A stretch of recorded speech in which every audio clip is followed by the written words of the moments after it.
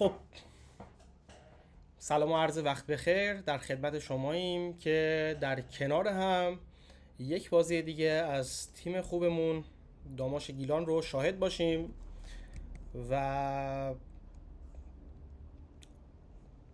امیدوارم که نتیجه این بازی برخلاف روالی که در چند هفته گذشته داشتیم به غیر از یک بازی به سود ما باشه. یعنی امیدوارم که به نوعی پیروزی که ما در بازی قبلی خونگیمون داشتیم تکرار بشه. حالا من از همکاران خواهش بکنم که چک بکنن که آیا صدای من توی اینستاگرام و یوتیوب آیا به خوبی میرسه یا نه، که اگر میرسه ما ترکیب رو پخش کنیم و دیگه چیزی هم به بازی نمونده، بریم سراغ خود بازی. صدا هست؟ خیلی خوب. این نکته رو هم عرض کنم، من مثل همیشه شما اگر میخواین که شاهد بهترین کیفیت اینستاگرام متاسفانه قطع و وصلش زیاده، حالا صفحش به اندازه کافی با کیفیت نیست و خب کیفیت پخشش پایینه. اگر دوست دارید که بازی رو با کیفیت بالاتر ببینید تشریف بیارید توی یوتیوب. اگرم که از یوتیوب دارید بازی رو میبینید و هنوز سابسکرایب نکردید لطفاً سابسکرایب کنید که بتونید کامنت بذارید و در کنار همین بازی رو ببینید. من در بازی‌های قبلی هم خدمت شما عرض کردم، ما درسته که اینستاگرام بازی رو میبینن، کماکان پخش از اینستاگرام رو ادامه میدیم و اینجوری نیست که اینستاگرام رو قطع کنیم و اینکه ولی توی یوتیوب اصلا دیدن بازی یک مزه دیگه میده. همه در کنار عزیزم لطفاً اون شارژر اون یکی لپتاپ رو هم وصل کنن که وقت قطعی هم بین بازی پیش نیاد. بازی هنوز البته شروع نشده. من ترکیب رو اینجا برای شما بیارم. ترکیب رو مشاهده می‌فرمایید که دقایقی پیش توی صفحه اینستاگرام و کانال یوتیوب و اکانت توییتر وارش اسپورت هم منتشر شد. حالا خودم هم خب بس شد. خب من ترکیب رو منم یک طور دیگه شما میخونم. ما امروز مسعود پور محمد رو توی دروازه داریم، محمد رستمی کاپیتانمونه، اینور هم دارید مشاهده میکنید، در واقع میشه اینور مشاهده میکنید. آزاد جعفرزاده رو داریم، مهدی رستمی، مجتبی بیژن، سعید طالبی، رضا زاهد تبار، سید محمد خرم‌الحسینی، پژمان نجات، آرمین انبساطی، محمد رستمی که گفتم و علی مصطفی.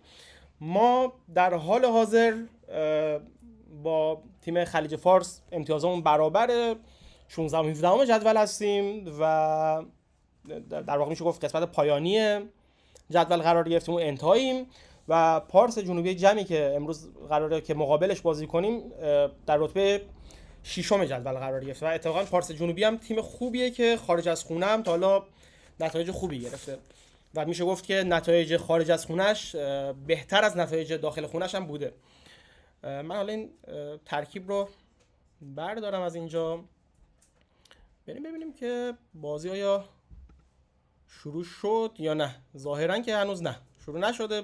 چیزی که اینجا نوشتن اینه که بازی تا 5 دقیقه آینده شروع میشه. خب ساعت ما هم داره همین رو میگه و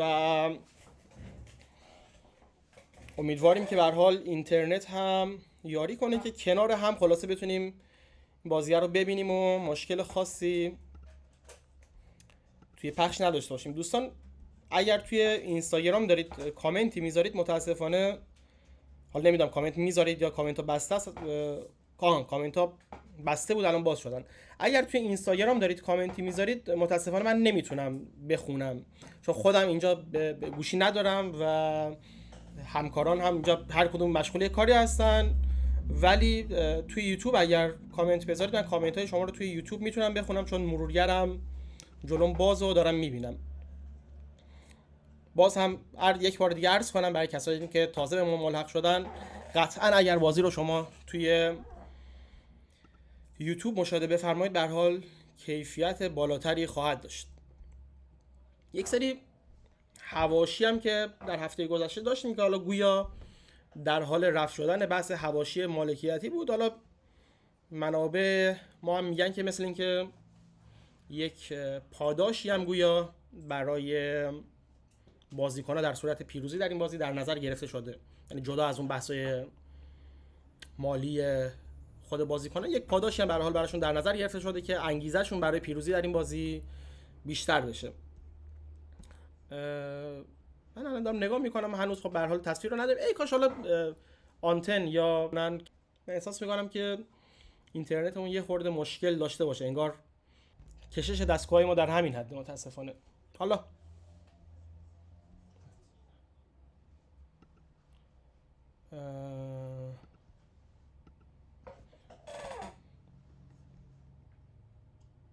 دوستان اگر کامنت های هواداران رو بخونن، به کامنت ها بازن دوستان. احساس میکنم شاید برنامه چیزی اختلال ایجاد کنه. خب بچه من یه لحظه برم این وضعیت اینترنت رو چک کنم، دوباره میام و دیگه با پخش بازی با شما هستیم.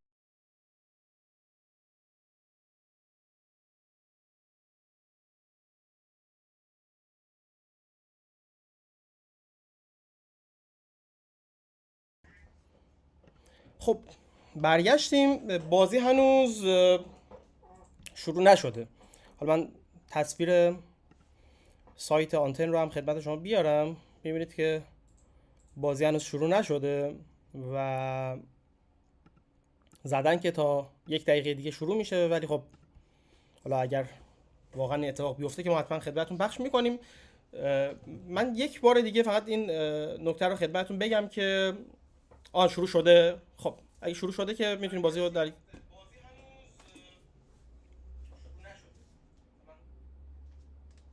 با هم میتونیم در کنار هم بازی رو ببینیم. فکر میکنم شروع شد الان. خب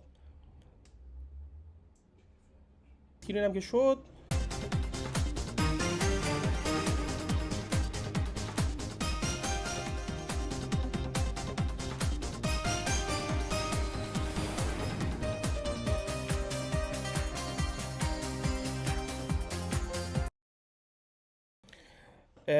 من صدای بازی رو فعلا قطع کردم. این آهنگای کپی رایت دار که میذارن خلاصه صفحه اینستاگرام و یوتیوب ما رو نبندن.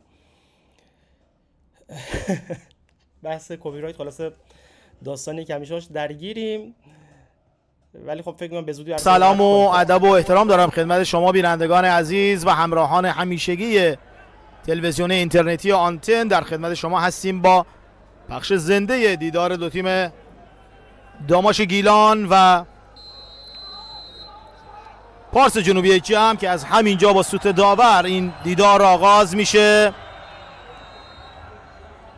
از هفته نهم رقابت‌های لیگ دست اول فوتبال باشگاه کشور، دیداری حساس و نفسگیر در ورزشگاه طرفداران داماش گیلان، طرفدارایی که از تیمشون دومین برد خانگی رو انتظار دارن. بعد از کش و قوس‌های فراوان بالاخره مالکیت باشگاه هم به آقای نعیمی پور رسید. حالا باید ببینیم که در ادامه کار داماشی‌ها چه کار خواهند کرد و در جدول رده‌بندی رقابت‌های لیگ دست اول به کجا خواهند رسید. در تیم داماش گیلان مسعود پور محمد درون دروازه ایستاده، مجتبی بیژن، آزاد جعفرزاده، سعید طالبی، محسن انبساطی، سید محمد خرم حسینی، مهدی رستمی، محمد رستمی، رضا زاهد تبار، پژمان نجات و علیرضا مصطفایی 11 بازیکنی هستند که علی نظر محمدی سرمربی تیم داماش گیلان به زمین مسابقه فرستاده. و در سمت دیگر برای تیم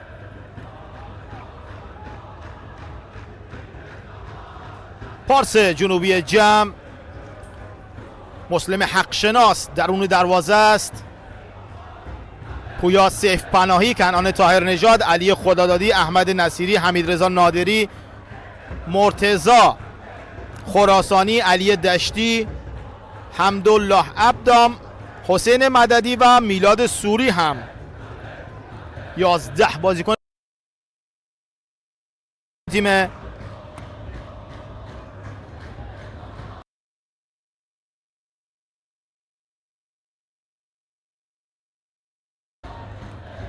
پارس جنوبی جمع هستند.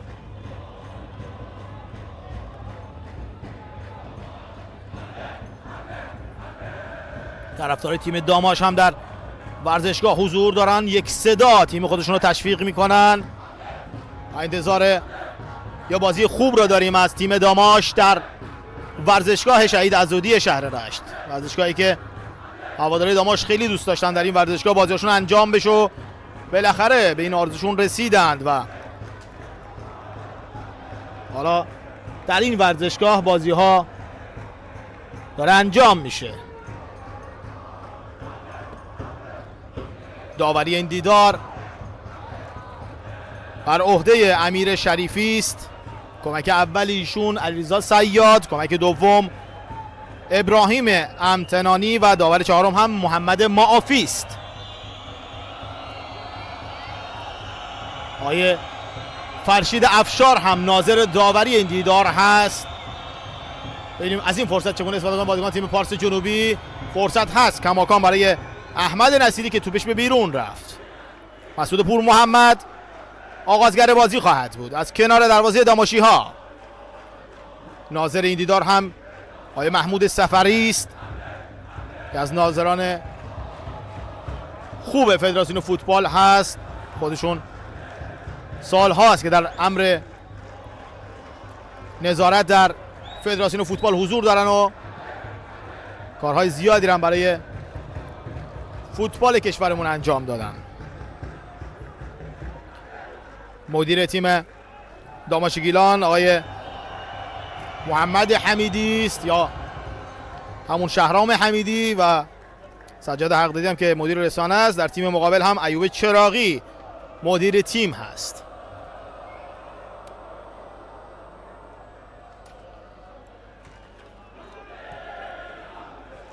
توپ در اختیار بازیکن تیم داماش گیلان. پژمان نجات به چپ برای طالبی، توپ به طالبی نرسید، برگشت توپ خود پژمان رو توپ تاثیر گذاشت. انبساطی رو به عقب، کمی عقب‌تر مهدی رستمی حضور داره.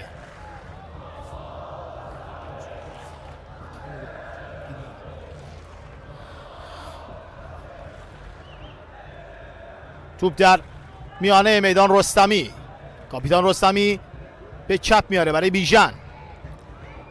مجتبی بیژن برای انبساطی دوباره رو به عقب. مهدی رستمی برای محمد رستمی. محمد به راست میبره. ببینیم آزاد جعفرزاده به توپ خواهد رسید یا که خیر. بله آزاد میرسه و خطایی روش انجام میشه. بلافاصله پرچم کمک داور و خطای گروه جعفرزاده اعلام شد. منتظریم تا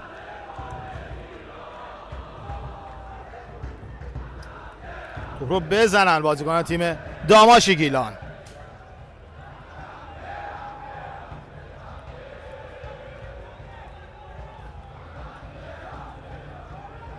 پشت توپ پژمان نجات میره تا این ضربه ایستگاهی رو بزنه. نجات پشت ضربه ایستاده، دورخیز میکنه. پژمان نجات میفرسته توپ رو داخل محوطه جریمه و برگشت توپ از مدافعان تیم پارس جنوبی. بلافاصله میرن که یک ضد حمله رو شکل بدن. کمی عقب‌تر پور محمد بود که توپ رو دور کرده از محوطه خودش. حالا باز هم حمیدرضا نادری، خود نادری از جمع به راست میاره. دوباره نادری میگیره یه لحظه توپ رو. مهدی رستمی، کماکان خود رستمی به راست میبره. برای زاهد تبار که توپ به دست بازیکن تیم جمع برخورد کرده، اما داور همچین اعتقاد رو نداشت. یک بار دیگه بازیکن تیم جمع که داماشا میان توپ رو میگیرن و پژمان نجاته که توپ رو تقدیم دروازه‌بان میکنه.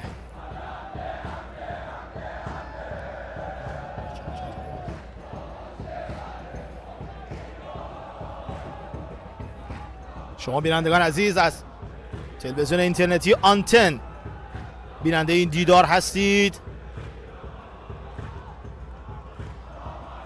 تیم داماش گیلان بعد از اومدن علی نظر محمدی تونست سه امتیاز شیرین رو در همین ورزشگاه شهید عزودی رشت بگیره و سه امتیازی که تونست اولین برد داماشی‌ها را رقم بزن در رقابت‌های امسال لیگ دست اول. بالا منتظر هستن تا هوادار تیم داماش دومین برد تیم خودشون رو ببینن در مقابل تیم پارس جنوبی جم. فرصت برای بازیکن تیم جم، شوتی که زده میشه از سوی علی خدادادی و توپ به بیرون میره.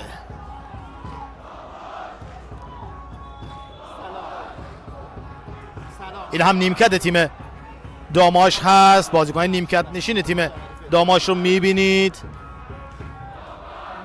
روی نیمکت. بازیکن خوبی رو علی نظر محمدی داره و باید ببینیم که چه موقعی میخواد از این بازیکن ها استفاده کنه. هوادار تیم داماش یک صدا تیم خودشون رو تشویق میکنن. یک بار دیگه داماشی ها و توپی که به بیرون میزنن بازیکنان تیم پارس جنوبی.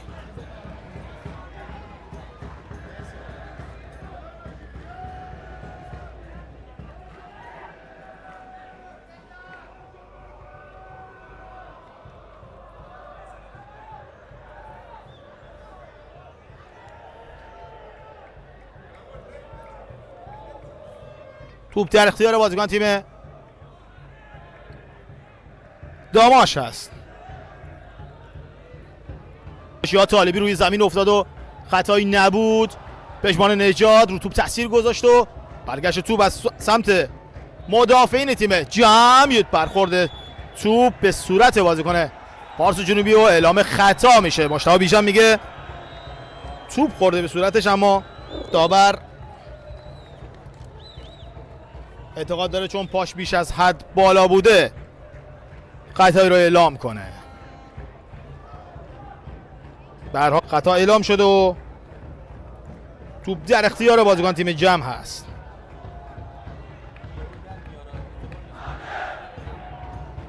بازیکن تیم جم بلند 0-0 مساوی. 10 دقیقه از این دیدار رو پشت سر گذاشتیم. توپ در اختیار بازیکن تیم جم هست.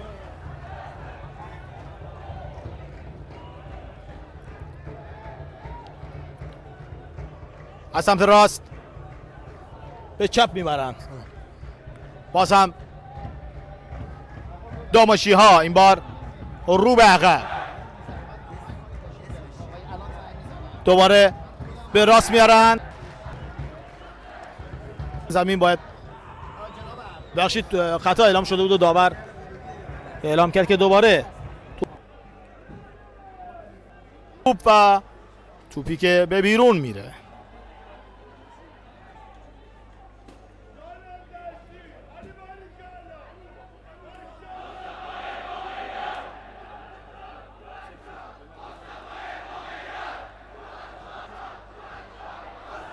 تماشاگر تیم اخیراً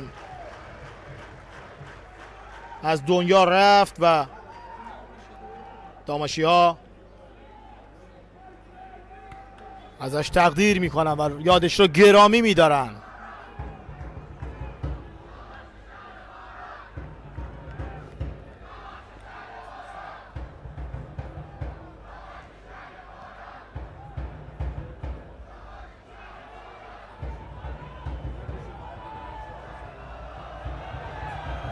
یک بار دیگه بازیکن تیم جم از سمت چپ توپی که میارن روی دروازه تیم داماش. ببینید این توپ چگونه استفاده میکنن. توپی که به بیرون میره.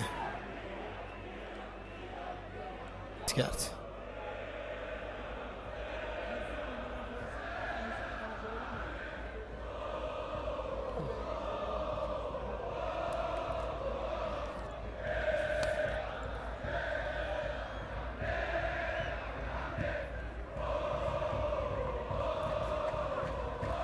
سیزده دقیقه از این دیدار رو پشت سر گذاشتیم. دو تیم 0-0 مساوی هستند.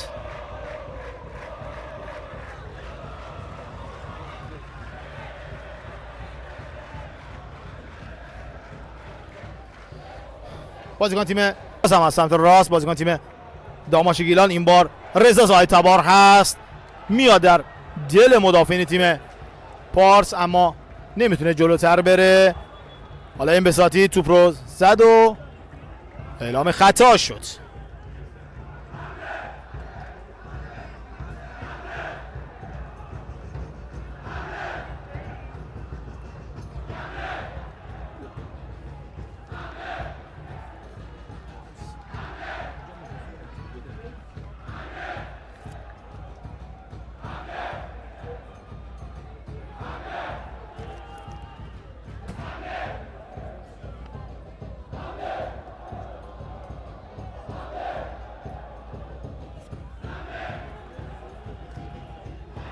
بازی رو دروازه‌بان تیم پارس جنوبی آغاز خواهد کرد، مسلم حقشناس.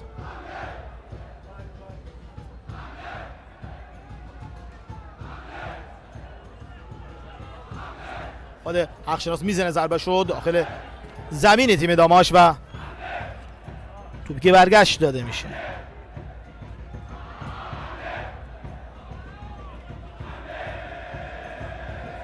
باز هم داماشیا در زمین خودشون صاحب توپ هستند. مجتبی بیژن به چپ میاره، مهدی رستمی پژمان نجات رو صاحب توپ میخواست بکنه که انبساطی از توپ رو گرفت و توپ رو به بیرون زد کنار زمین. داماش با مربی خودشون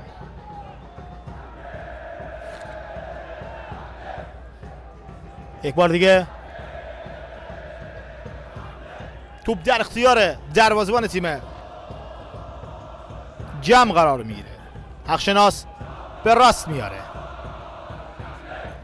دوباره از سمت چپ بازیکن تیم پارس جنوبی به راست میارن، توپی که به بیرون رفت و از کنار دروازه داماشی ها بازی باید آغاز بشه.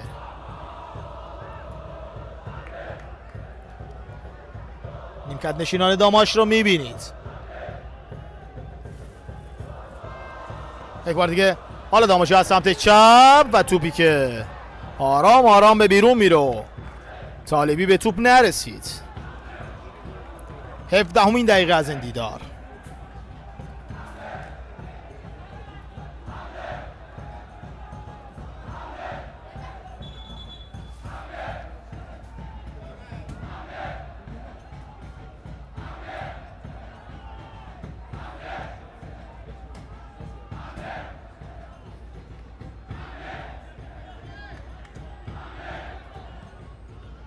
یک بار دیگه بازی رو آغاز میکنن بازیکن تیم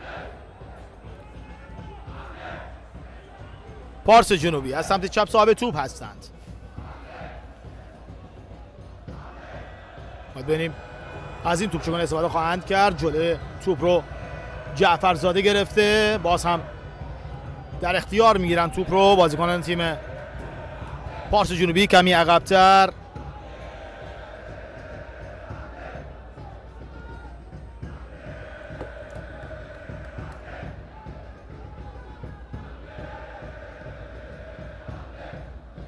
هواداری تیم داماش از تیم خودشون انتظار گل رو دارن، چون میدونن که در ورزشگاه خانگیه که داماش باید نتیجه بگیره و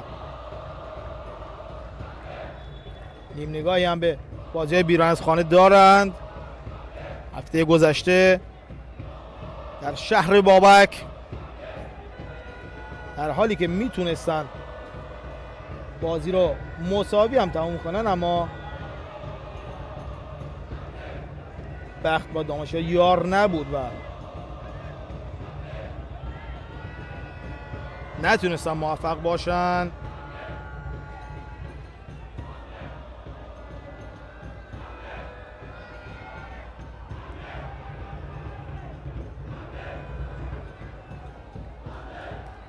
توپ به بیرون میره و پرتاب از کنار دروازه داماشیا بازی آغاز خواهد شد. مسعود پور محمد آغازگر بازی است. خود پور محمد میزنه ضربش رو به میانه میدان. کاپیتان جمعی ها توپ رو کمی دور کرد. دوباره داماچی ها صاحب توپ. طالبی، انبساطی، محسن بازی رو به راست میبره. یه چرخش از خرم حسینی. دوباره انبساطی، رستمی، بازم رضا زاهد تبار.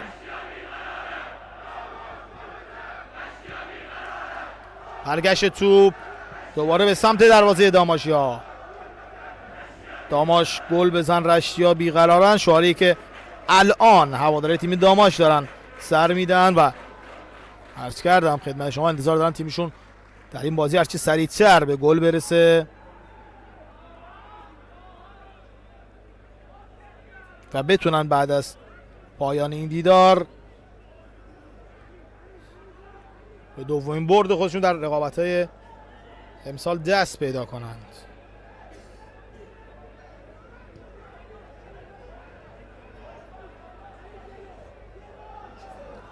یک بار دیگه داماشی ها یه شوت و توپی که رضا زاهد تبار زد و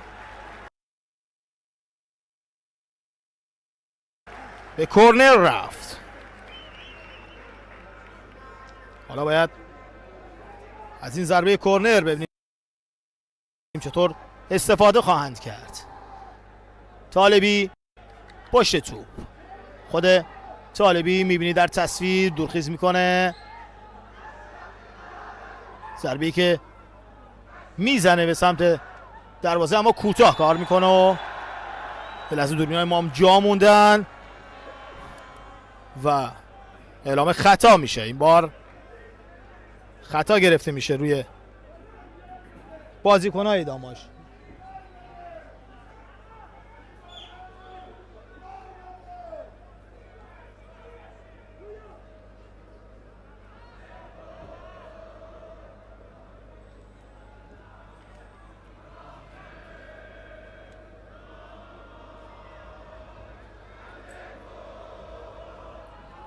سربار خواهند زد بازیکن تیم داماش که دو بازیکن پشت توپ.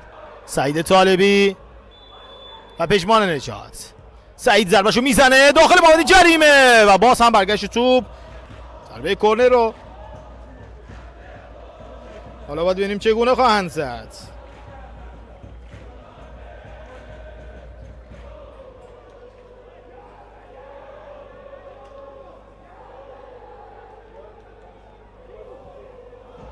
یک بار دیگه ضربه رو میزنه بازیکن تیم داماش گیلو و گل! آزاد جعفرزاده دروازه تیم پارس جنوبی جام رو باز میکنه. جعفرزاده مورد تشویق هواداری تیم داماش هم قرار میگیره. در حال یه گل رو زدن داماشی ها و فعلا پیش هستن از تیم پارس جنوبی جام. سانتی که انجام شد از سمت چپ دروازه جمعی ها و آزادی که توپ رو وارد دروازه این دروازه‌بان کرد، یعنی مسلم حقشناس.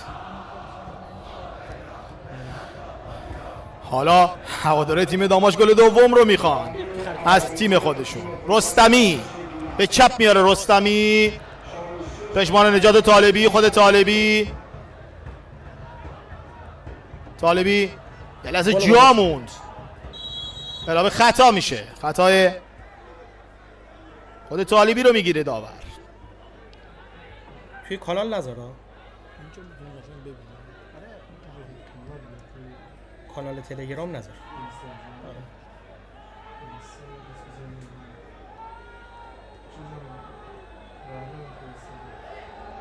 یک بار دیگه میخوام اونم بذار.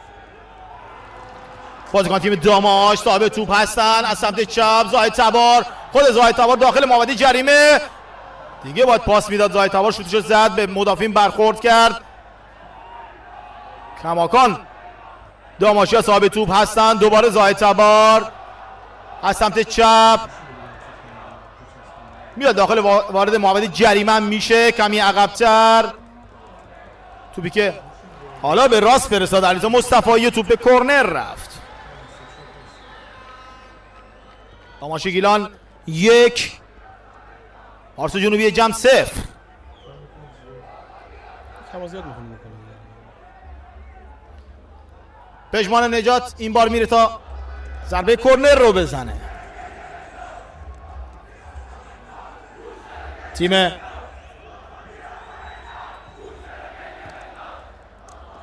داماش گیلان میتونه این بازی رو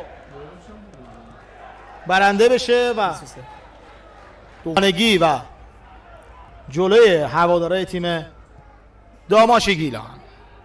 پایگاه هوادارا داره بازی رو دنبال میکنه، آرام و قرارم نداره روی سکو. علی نظر محمدی از شما برای دقایقی اینترنت ما اینجا دچار مشکل شده بودم. تیمش این بازی نتیجه بگیره که تا اینجا کار یک پاس پیش هست.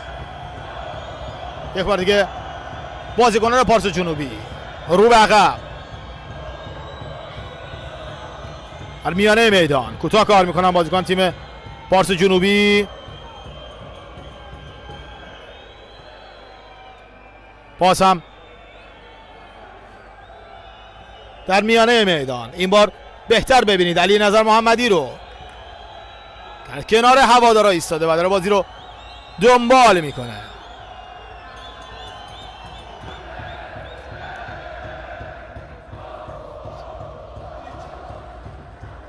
حمله بازیکن تیم داماش.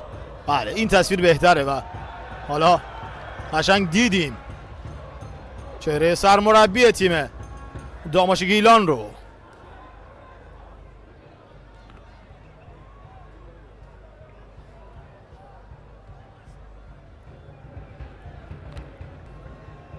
مصطفی حضور داشته به توپ نرسید. حالا کاپیتان بوشهری‌ها علی دشتیه که روی زمین میفته و خطا هم اعلام میشه. خطای مصطفی رو گرفت داور امیر شریفی است و اعلام میکنه که ضربه خطا بوده. بازیکن تیم پارس جنوبی باید بازی رو آغاز کنند. ضربه که زده میشه به راست میارن توپ رو پشت محوطه جریمه. یه لحظه حمیدرضا نادری هم روی زمین افتاد و خطایی هم اعلام نشد. کماکان نادری روی زمین افتاده، بازیکن تیمش دارن بازی رو انجام میدن و توپ رو بیرون نزدن، خودش بلند شد و بازی ادامه میده. یار شماره 9 تیم پارس جنوبی. یه لحظه بازیکن تیم داماش میرفتن یه حمله رو تدارک ببینن، یه بازیکن تیم داماش روی زمین افتاد و خطا هم روش اعلام شد. خطایی که انجام داد حمدالله عبدام.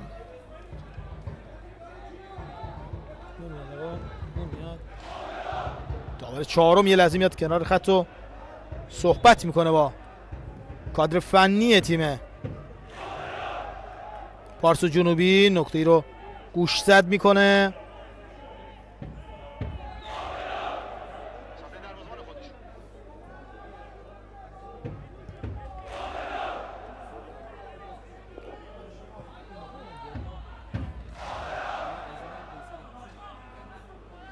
دوباره بازیکن تیم پارس جنوبی صاحب توپ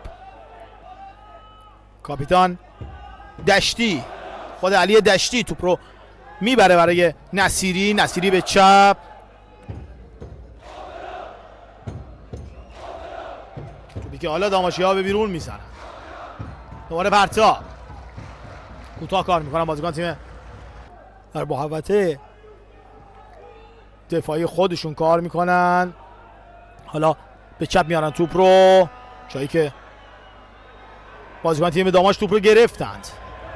دوباره در میانه های میدان بازیکن تیم پارس جنوبی و دفاع جانانه است داماشی ها. توپ برگشت داده میشه.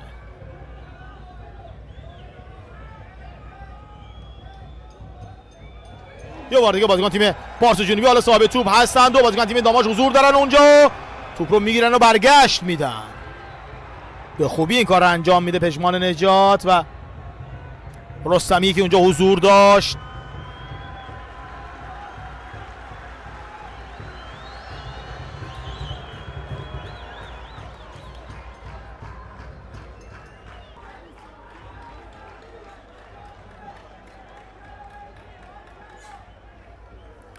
ترخیص میکنه،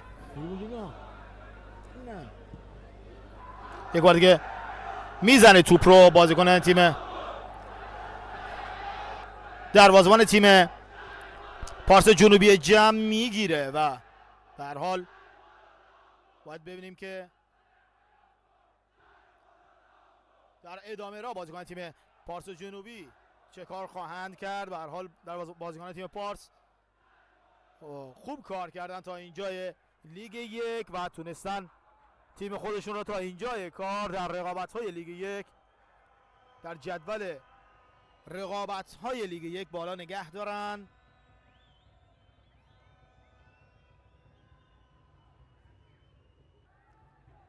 پارس جنوبی دوباره صاحب توپ میشن و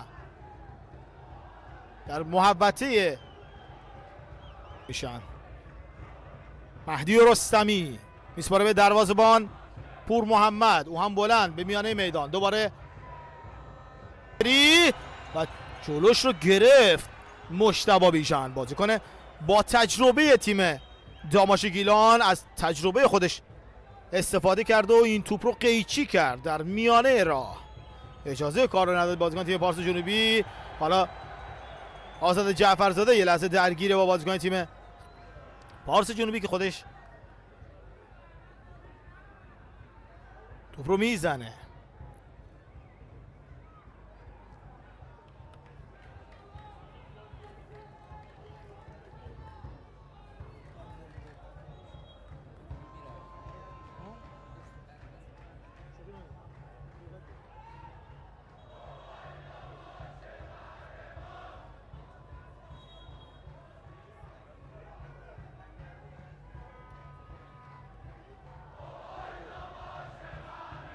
یک بار دیگه داماژی از سمت راست میان روی دروازه تیم پارس جنوبی که توپ بر میگرده.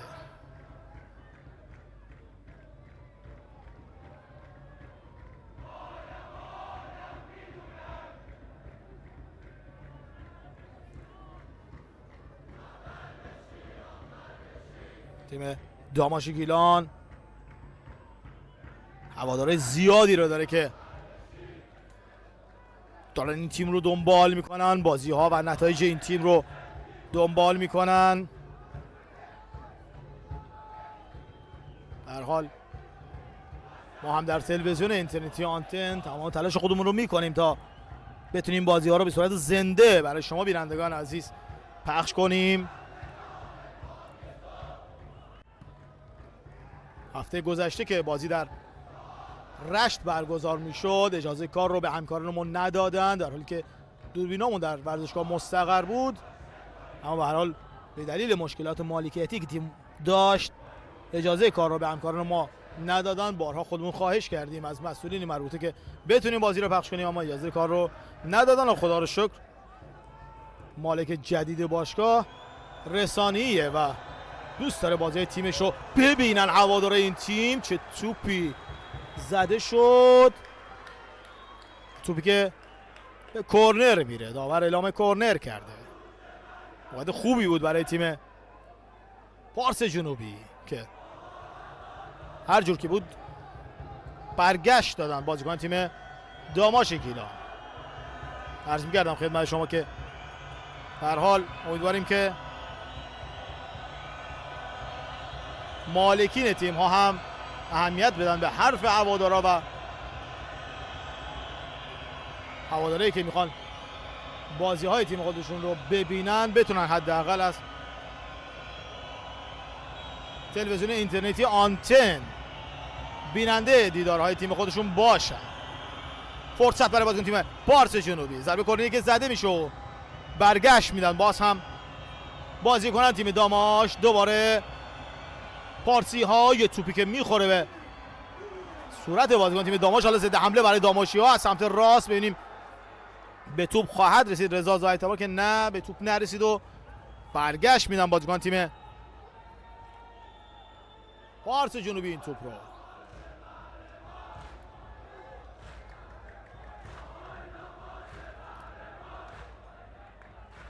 داماش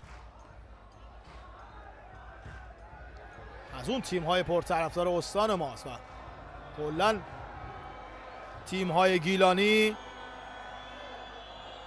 با هوادارهای خودشون هستن که دارن زندگی میکنن. خیلی از شهرستان‌های ما آرزو دارن همچین هوادارهایی داشته باشن. تیم‌های حتی لیگ برتری هم دارن اما اینجور هوادار رو در ورزشگاه خودشون ندارن.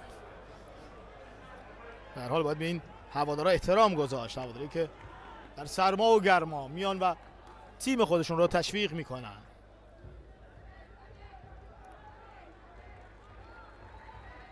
یک بار دیگه از سمت راست بازیکن تیم پارس جنوبی حمیدرضا نادری، سانتی که انجام میشه.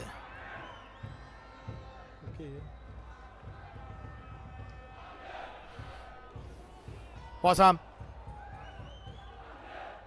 بازیکن تیم پارس جنوبی به چپ، باز هم از همون سمت چپ بازیکن تیم پارس اجازه کار محمد رستمی نداد این بار به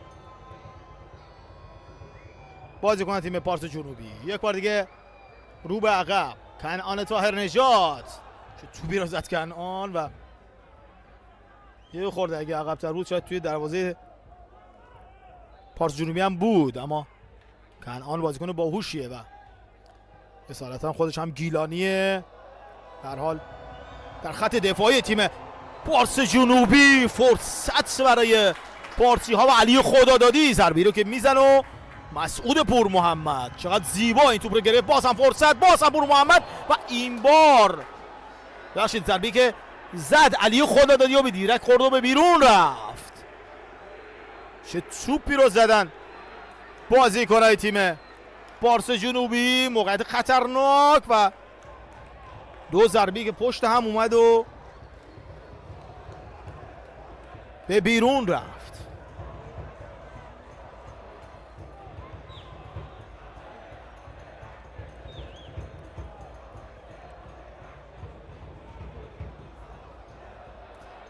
خود مسعود پور محمد حالا بلند میشه و صحبت میکنه با بازیکنای تیم خودش.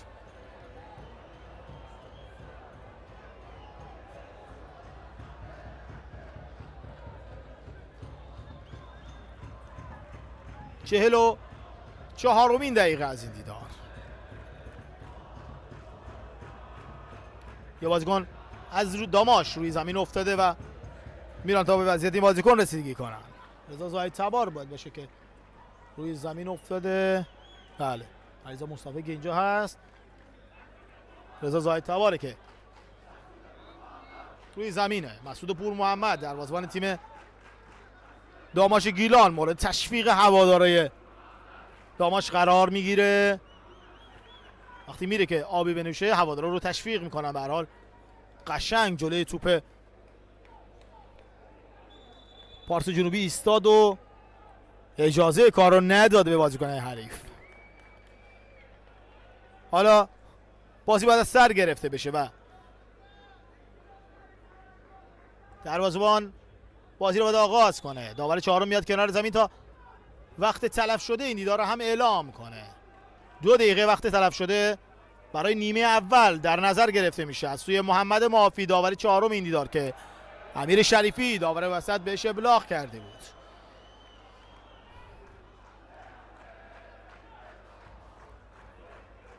یک کارت زرد حالا داور میده به بازیکن تیم پارس جنوبی حسین مددی.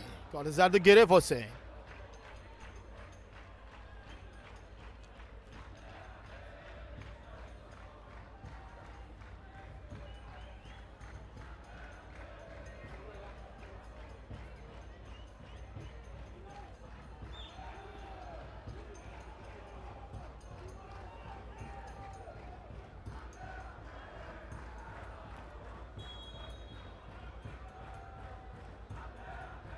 ضربه کوتاه میزنن بازیکن تیم داماش رو به عقب.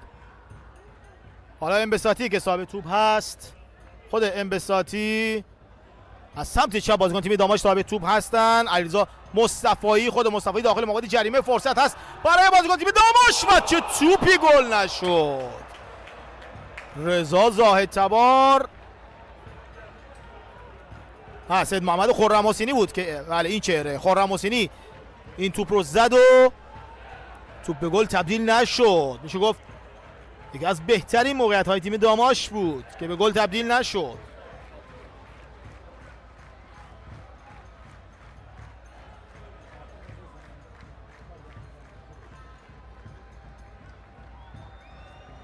حالا یک بار دیگه بازیکن تیم پارس جنوبی، موقعیت خوبی از برای پارسی ها و توپی که باز هم در اختیار میگیره مسعود پور محمد و نباید از زحمات مدافعین داماش هم چشم پوشی کرد. به خوبی اجازه کار رو به مهاجمین حریف نمیدن. یک بار دیگه از این سمت طالبی، خود سعید طالبی،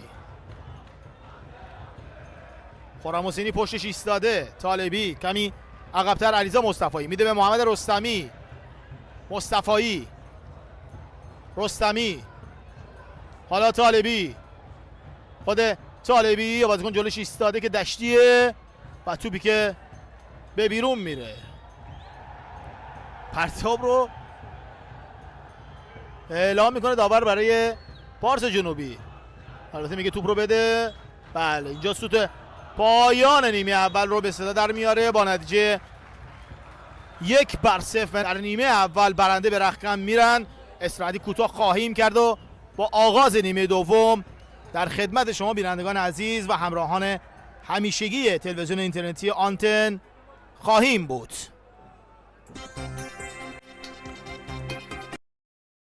خب دوستان تبریک، نیمه اول رو با برد 1-0 پشت سر گذاشتیم. امیدواریم که نتیجه پیروزی حفظ بشه. این نکته رو خدمت دوستانی که از اینستاگرام دارن بازی رو میبینن عرض کنم که این قطعی‌هایی که وجود داره توی یوتیوب خیلی کمتره. این قطعی‌ها هر مشکلی که توی وضعیت اینترنت به وجود بیاد روی اینستاگرام تاثیر خیلی زیادی میذاره، در صورتی که توی یوتیوب به این شکل نیست. یعنی اگر هم قطعی باشه خیلی زود رفع میشه و اصلا نیازی به رفرش یا هر چیز دیگه ای نداره. این رو هم اضافه کنم که کامنت هم که باز میشه اینطوری نیست که ما باز کنیم. وقتی اینترنت قطع و وصل میشه و مجدد خودش کانکت میشه، وصل میشه، خود به خود کامنت هم باز میشه. یعنی ما آمدانه این کار رو انجام نمیدیم. بازم تکرار میکنم، هر مشکلی اگر احساس میکنید که توی اینستاگرام دارید خیلی راحت میتونید بیاین و توی یوتیوب بازی رو تماشا کنید. این مشکلات توی یوتیوب حداقل و به خاطر اینکه اصلا این مشکلات حداقل هست ما داریم توی یوتیوب بازی رو پخش میکنیم. و اگر هم هست که مایل هستن که از اینستاگرام بازی رو ببینم، وگرنه برای خودمونم واقعا یوتیوب راحت تره. آزاد جعفرزاده در دقیقه 23 گل زد و گل رو همین الان هم توی یوتیوب و اینستاگرام وارش اسپورت آپلود کردیم. البته توی یوتیوب یه نسخه از هوادارام هست، یعنی از روی بازیکن‌ها کلا داشتن خیلی با روحیه بهتری بازی می‌کردن. حالا یا به خاطر اون شارژ مالی احتمالی که قراره براشون بشه یا به خاطر مشخص شدن وضعیت مالکیتی تیم، حالا هر چی که هست خیلی سرحال‌تر بازیکنام داشتن بازی می‌کردن. دو تیم هم انصافا جفتشون موقعیت‌های خوبی داشتن. دقایق آخرم که زاهد تبار شوتش میشه گفت یه جورای اروپایی بود و واقعا حیف شد که گل نشد. یعنی هم زاهد تبار شوت خوبی زد، هم دروازه‌بانشون که مسلم حق شناس باشه که دروازه‌بان خودمون هم بوده اون توپ رو خیلی خوب گرفت. یعنی اصلا یه صحنه خیلی عجیب و غریبی بود. جا داره یه دور دیگه هم عذرخواهی کنم که برای دقایقی اینترنتمون دچار مشکل شد و پخش قطع شد. امیدواریم که این مشکل پیش نیاد.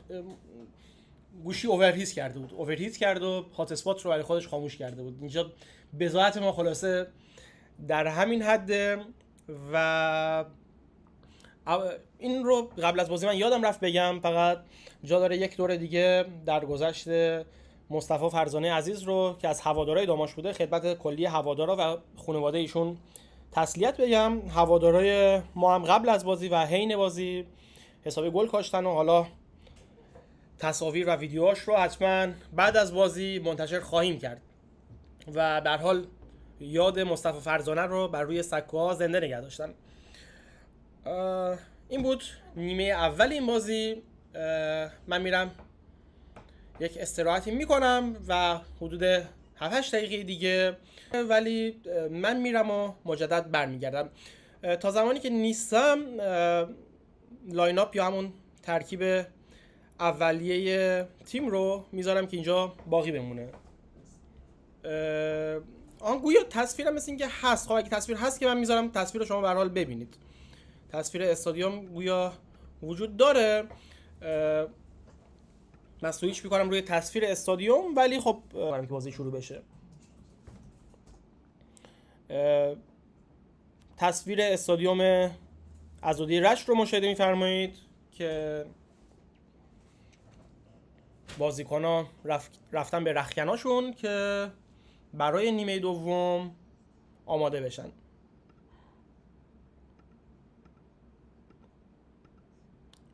من دیگه صحبتی نمی کنم تا با شروع نیمه دوم در دقایق آینده با شما باشیم.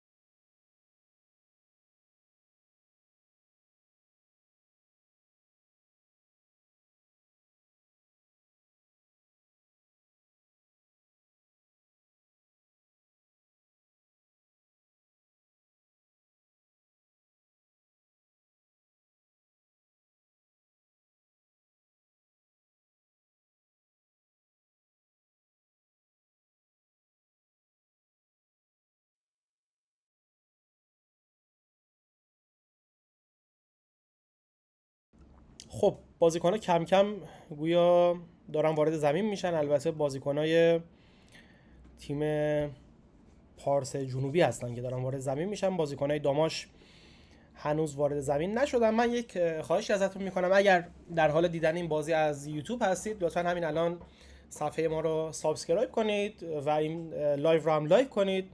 لایک و سابسکرایب و کامنت های شماست که باعث میشه که ما انگیزه بگیریم و بتونیم به کارمون که هواداری از باشگاه داماش هست ادامه بدیم. کیفیت تصویر رو اگر امکان داره خورده بالا بره ممنون میشم، حالا چون اینجا چیزی که دارم البته نه الان خوب شد. خیلی خوب، من تصویر ورزشگاه رو هم برای شما بیارم. البته صدا هنوز برقرار نشده، امیدوارم که صدا رو بخوام بس کنن. صدا از اینجا مشکلی نیست، نه مشکل از فرستنده هست. باز داور هم وارد زمین شده. جالبه که هنوز داماشیا وارد زمین نشدن تا این لحظه. حالا احتمالاً کادر فنی تیم در حال گوشزد نکات خودشه.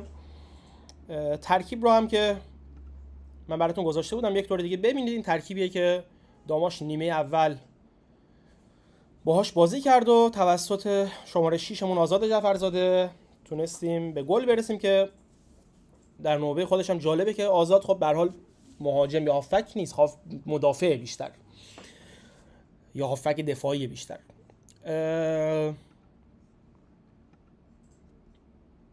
خیلی جالبه که بازیکن‌های پارس خیلی زودتر وارد زمین شدن، داماشا هنوز نیومدن و شاهد تصاویر ارسالی از استادیوم عزادی شهر رشت هستید. یه سلامی همجا داره عرض کنم خدمت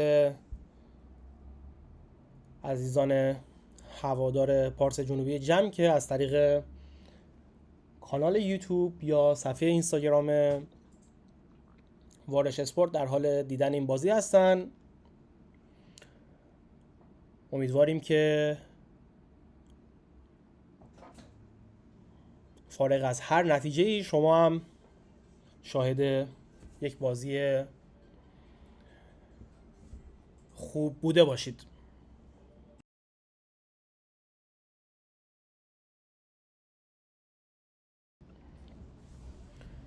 خب صدای استادیوم مثل اینکه اومد. حالا نه خب هنوز ما آهنگ رو پخش نمی‌کنیم به دلایل کپی رایتی که برای اینستاگرام و یوتیوب ایجاد میشه. حالا به دوستان عزیزمون توی آنتن باید پیشنهاد بدیم که از آهنگای کپی رایت دار استفاده نکنن. من دیدگاه اینستاگرام هم کم کم میبندم که مشکلی در دیدن تصاویر به وجود نیاد. من عرض میکنم، قبلا هم عرض کردم، دیدن بازی ها توی یوتیوب یک صفحه دیگه واقعا داره، راحت تره. شما میتونید صحنه رو عقب بزنید، مجدد تکرار کنید، ولی کماکان به احترام هوادارانی که مایل هستن از طریق اینستاگرام بازی رو ببینن، ما کماکان بازی ها رو از طریق اینستاگرام هم پخش میکنیم. ولی به هر حال پیشنهاد ما استفاده از یوتیوب. بازیکن‌های داماش هم میبینیم که به هر حال الان وارد زمین شدن.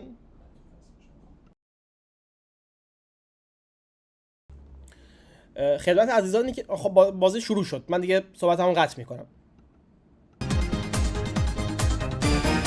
جالبه که هنوز آهنگ رو قطع نکردن. سیاهی مطلق و هنوز گزارشی که شروع نشده.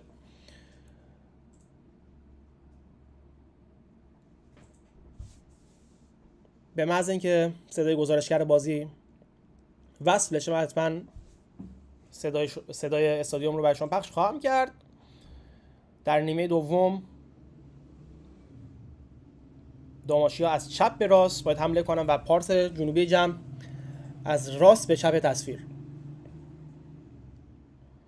استادیوم عزادی هم می‌بینیم که سراسر پر از هوادار. خب صدای بسم الله استادیوم الرحمن بس شد الرحیم. بالاخره. عرض سلام و ادب و احترام دارم خدمت شما بینندگان عزیز و همراهان همیشگی تلویزیون اینترنتی آنتن. در خدمت شما هستیم با پخش نیمه دوم دیدار دو تیم داماش گیلان و پارس جنوبی جمع از هفته نهم رقابت‌های لیگ دسته اول فوتبال باشگاهی کشور. در همینجا یک خطا رو آزاد جعفرزاده میده به تیم حریف و یک کار زردم میگیره آزاد جعفرزاده. در نیمه اول بازی 1-0 به نفع تیم داماش گیلان به اتمام رسید. تک گل این دیدار رو همین آزاد جعفرزاده به ثمر رسوند و حالا یک کارت زرد رو هم از داور این دیدار دریافت میکنه آزاد جعفرزاده.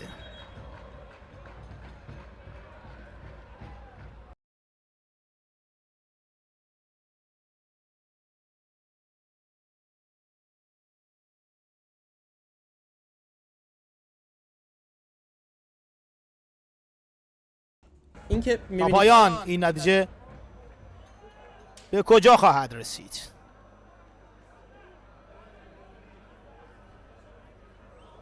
ضربه خطا رو بازیکنان تیم حریف خواهند زد، یعنی تیم پارس جنوبی جمع.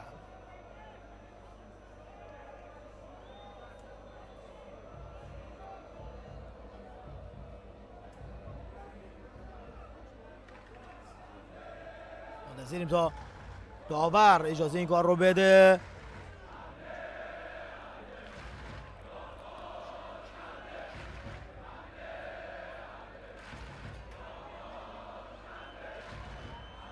به هر حال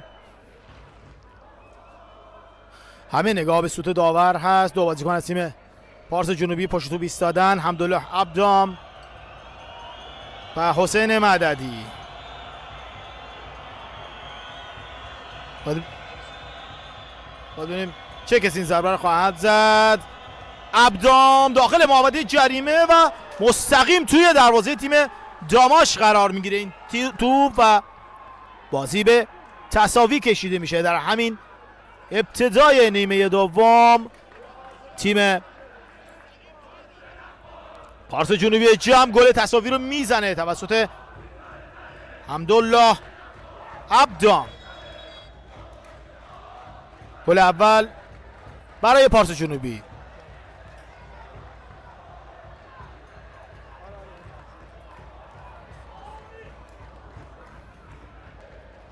تصمیم علی نظر محمدی برای ادامه کار چه خواهد بود و چگونه تیم خودش رو ارنج خواهد کرد برای 45 دقیقه نیمه دوم؟ زمان زیادی وقت باقی است یک بار دیگه بازیکن تیم داماش از سمت چپ توپی رو میارن که توپ از بالای سر همه عبور میکنه و یک بار دیگه به رات که توپ همونجا میمونه و بازیکن تیم داماش توپ رو میگیرن. حالا از سمت چپ دوباره حمله روی تدارک میرن روی دروازه تیم پارس جنوبی. داخل محوطه جریمه سعید طالبی به دنبال توپ هست و توپی که به بیرون رفت.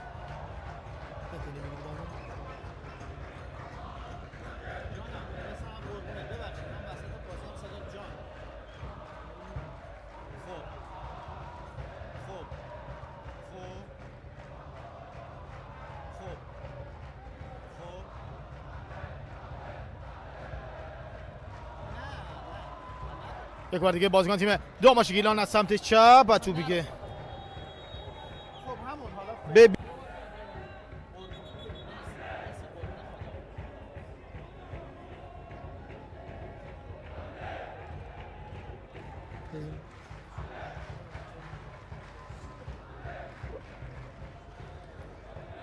حالا باید به وضعیت آزاد جعفرزاده هم رسیدگی بشه. زننده گل داماش گیلان در این دیدار روی زمین افتاده از ناحیه کشاله ران، احساس درد میکنه.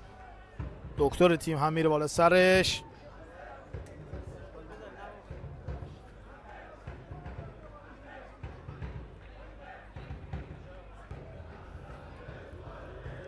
رسیدگی میکنم به وضعیت جعفرزاده که روی زمین افتاده.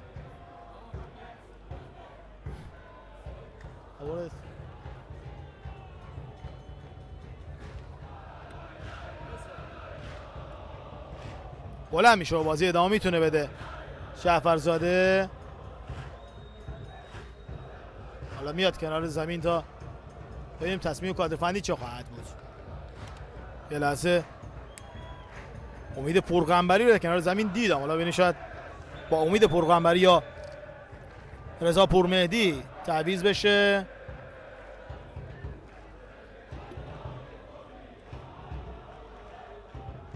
کاماکان احساس درد میکنه این چهره آزاد جعفرزاده، زننده گل داماش در این دیدار. نمایی زیبا از تشویق هوادارهای تیم داماش که روی سکوها حضور دارن. توپ در اختیار بازیکن تیم داماش بود که به بیرون رفت.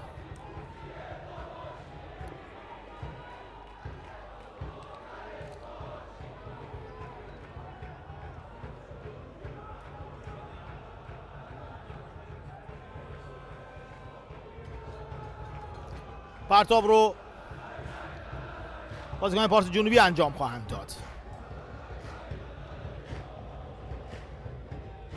ببینید هوادارهای خونگرم تیم داماش رو.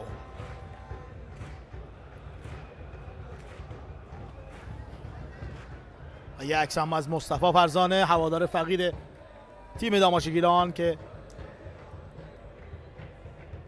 دیگه بین ما نیست و یادش رو گرامی می‌دارن هوادارهای تیم داماش. چقدر قدرشناس هستن این هوادارا. روز گذشته هم یکی از لیدرهای تیم ملوان رو از دست دادیم و همین هوادارهای تیم سپیدرود از رد انزلیو در تشییع این لیدر شرکت کردند.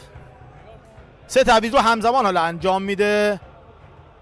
18 و 6 آزاد جعفرزاده میاد بیرون و سید حسین حقشناس جایگزینش میشه. این هم چهره آقای نعیمی پور هست، مالک جدید باشگاه داماش که در تفکراتش آینده خوبی رو برای داماش در نظر گرفته. امیدواریم که بتونه در استان گیلان موفق باشه و کمک‌های لازم رو بکنن به این مالک جوان تا بتونه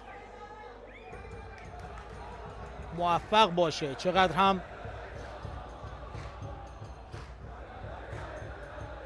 روی سکو آرام و قرار نداشت. بازی قبل که کنار هوادارا می نشست، این بار در جایگاه ویژه حضور داره و اینجا هم آرام و قرار نداره. به هر حال خیلی دوست داره که تیمش نتیجه بگیره و موفق باشه.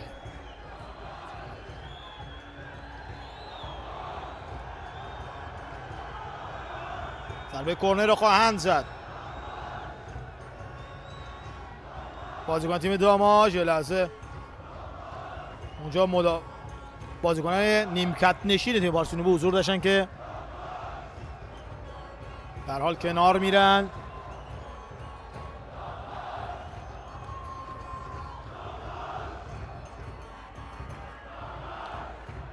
پژمان نجات ضربه رو خواهد زد. خود پژمان داخل محوطه جریمه و توپی که به بیرون رفت و دوباره بازیکن تیم از سمت راست و توپی که مشایعت میکنن بازیکن تیم پارس جنوبی تا به بیرون بره. ضربه از کنار دروازه تیم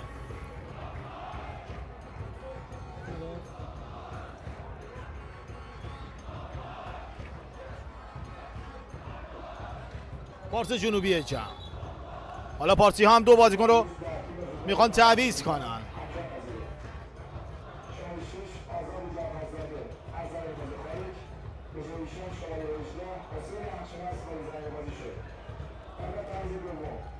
بله دو تعویض هم انجام میشه. 66 علی اصغر هوشمند به زمین مسابقه میاد. 11 علی دشتی کاپیتان این تیم بیرون میاد و 79 امیر حسین فرهادی وارد زمین مسابقه میشه و داره شماره 9 نادریه که بیرون میاد.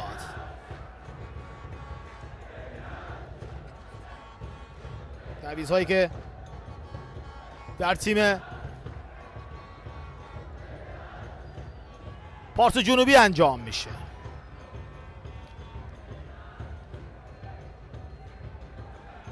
در تیم علی نظر محمدی شاهد 3 تعویض بودیم. سعید دلاور اومد بازی و حسین حقشناس. به هر حال سعید دلاور در نیمه دوم به زمین مسابقه آورد علی نظر محمدی تا بتونه از ضربه سراش استفاده کنه. طالبی صاحب توپ هست. انبساطی به دنبال توپ. علیرضا مصطفایی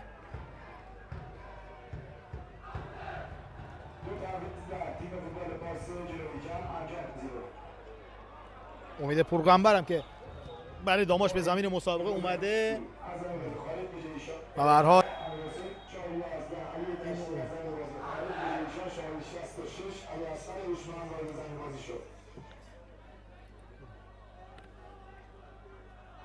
بازیکن تیم پارس جنوبی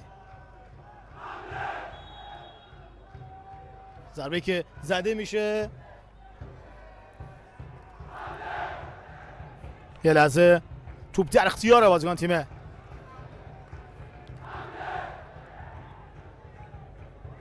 پارس جنوبی بود که حالا باز هم توپ رو در اختیار دارن. پشت محوطه جریمه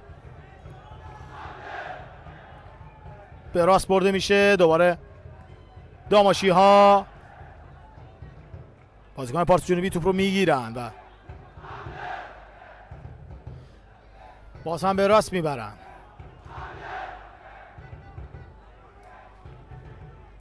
بازی آرامتری رو نسبت به نیمه اول شاهد هستیم. وارد 60مین دقیقه از این دیدار شدیم.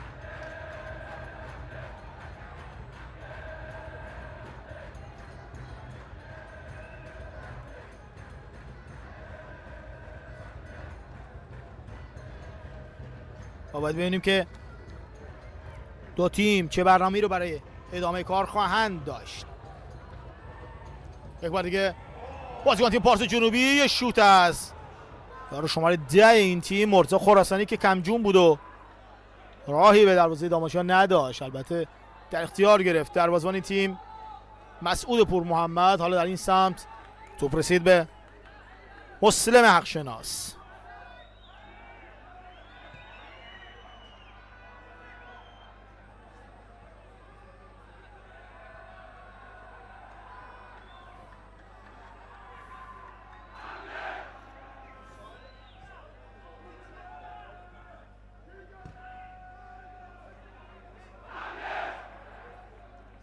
باز هم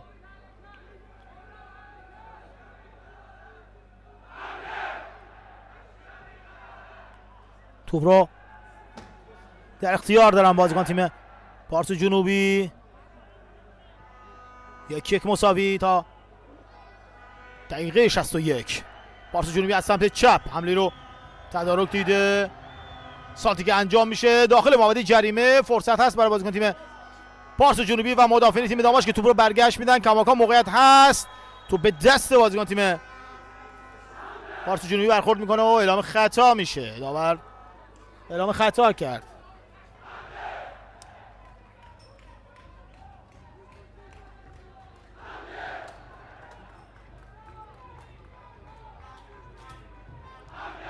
یک مساوی. پور محمد بازی رو آغاز میکنه، توپ رو به چپ میبره.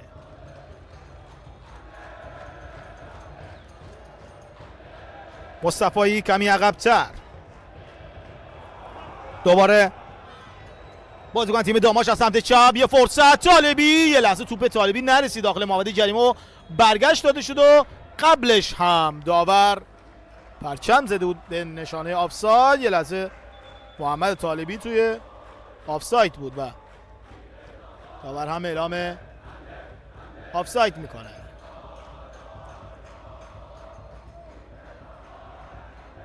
رامین جعفری خواه هم به جمع مربیان تیم داماش اضافه شده.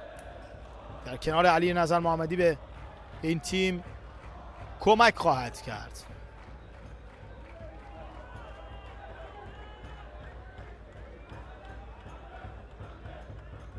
یه تعویض رو هم خواهیم دید از تیم داماش.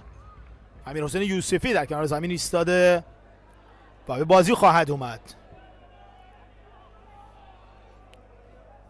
دست از حمله نمیخواد برداره علی نظر محمدی و کلن تیم رو به جلوی رو تشکیل داده و از حمله کردن باکی نداره و فقط میخواد به گل برسه در ورزشگاه خانگی خودش. یک بار دیگه داماشی از سمت راست. ببینیم از این توپ چگونه استفاده خواهند کرد. شانسی که از راست انجام میشه. سید حسین حقشناس که توپش توسط مدافعین برگشت داده میشه. دوباره خود حقشناس از سمت راست، یه لحظه توپ بیرون رفته و داور پرچم خودش رو بالا میبره.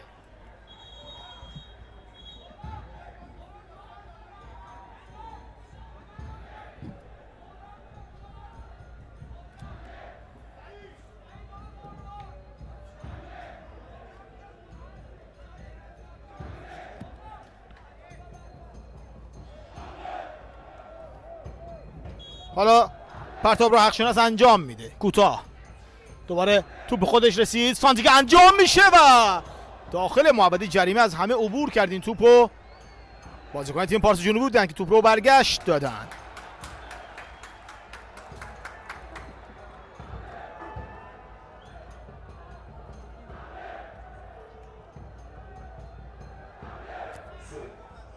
یک بار دیگه از سمت راست بازیکن تیم داماش. توپ بیرون میره از کنار دروازه پارس جنوبی. بازی باید آغاز بشه.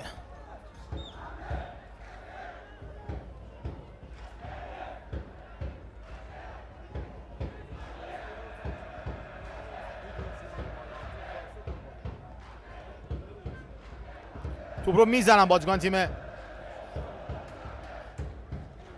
پارس جنوبی از سمت راست.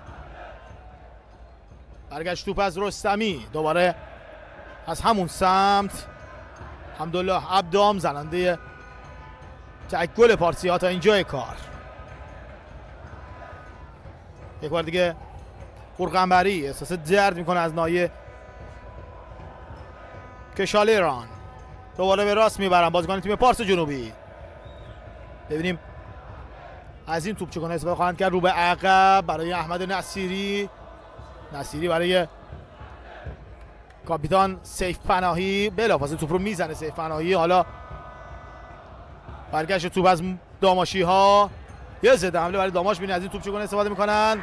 توپ نرسید به طالبی. توپی که زد خرم حسینی و طالبی نتونست توپ رو بگیره. حالا ضد حمله برای پارسی ها از این سمت. سانتی که انجام میشه داخل محوطه جریمه و اعلام خطا میشه. با آرنجش زد به پشمان نجات و اعلام خطا شد. داور هم در سود خودش نمید و اعلام خطا کرد.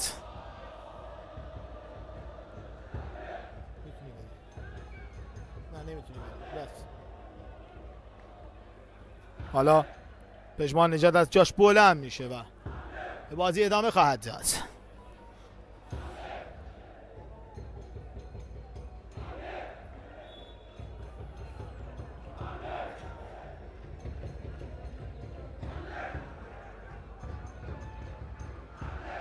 شصت و هفتمین دقیقه از این دیدار.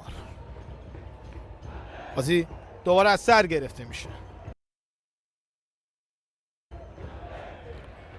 تو برگشت داده میشه. یک بار دیگه دوباره ضد حمله برای داماش که اعلام آفساید شده. بله داور رو بالا میکنن داماشی ها.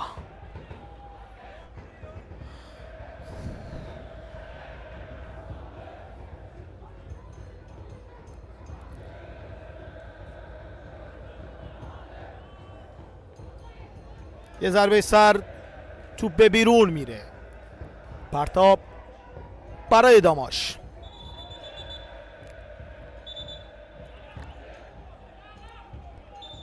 داور میخواد از حق شناس که عقب‌تر بره و به هر حال یکی دو بار گفت و نشنید. حالا این کار انجام داد. از کمی عقب‌تر پرتابش انجام داد.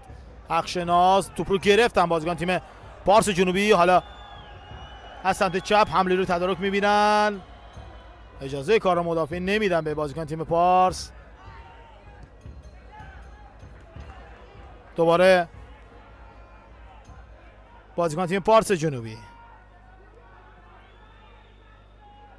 صاحب توپ هستن.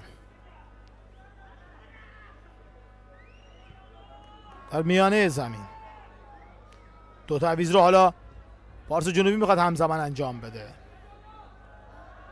محمد سرفراز به بازی خواهد اومد به همراه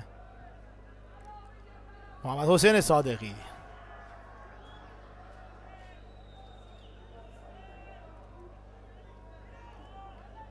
بار دیگر جمعی ها صاحب توپ هستند. در زمین خودشون کار میکنن. خط دفاعی حالا میارن به میانه میدان.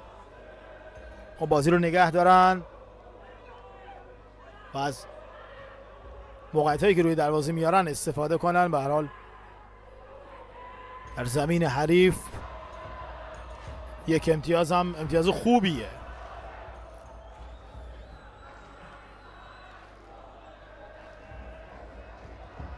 دوباره داماشی ها ضابط توپ میشن.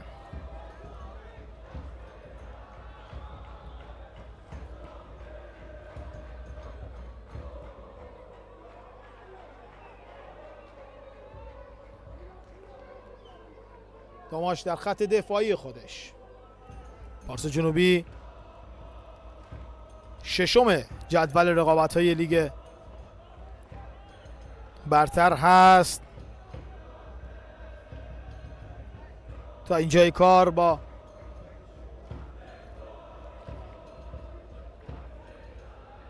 سینزده امتیاز و تیم داماش با 5 امتیاز در رده 17 هم. در حال داماش در خانه خودش داره بازی میکنه و به این 3 امتیاز بیشتر نیاز داره.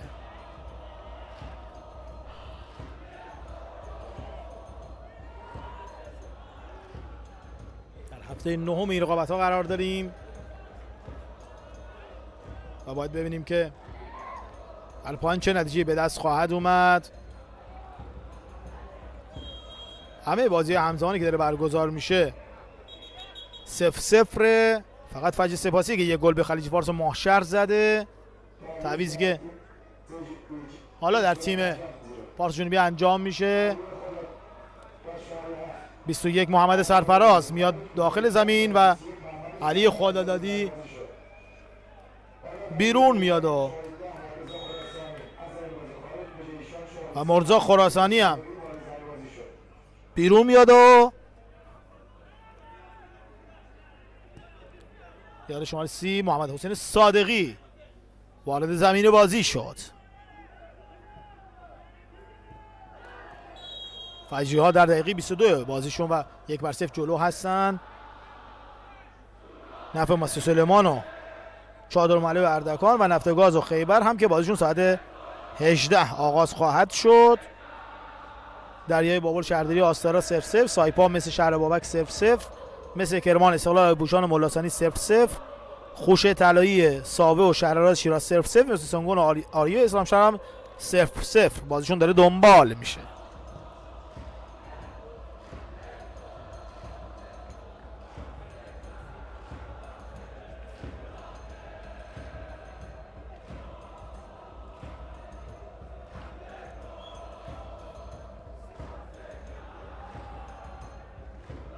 توپ در اختیار بازیکن تیم داماش هست. بخشید پارس جنوبی هست و از همون سمت راست میخوان حمله رو تدارک ببینن. ببینید از توپ چگونه استفاده میکنن. از همون سمت راست محمد سرفراز برای حمدالله عبدام.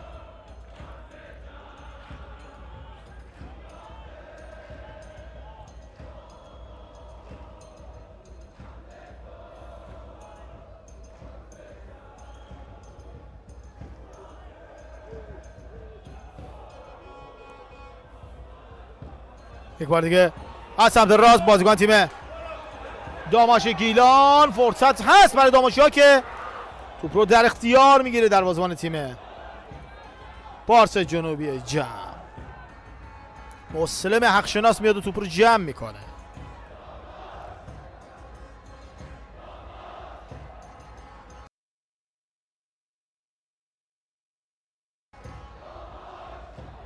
دوباره بازیکن تیم پارس جنوبی رو به عقب میارن. پویا سیف پناهی خطا نیست. به کارشون ادامه میدن بازیکن‌ها. حالا از سمت راست دوباره داماشی ها. طالبی که توپ رو به راست میاره برای 18 حقشناس و روی زمین افتاد حقشناس و داور خطا اعلام نکرد.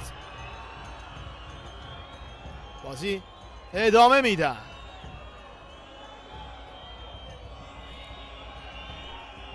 باز هم از سمت راست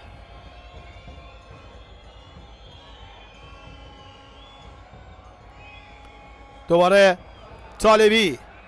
خود طالبی روی زمین میفته و اعلام خطا میشه. خطای احمد نصیری روی طالبی گرفته میشه. داور امیر شریفی اعلام میکنه.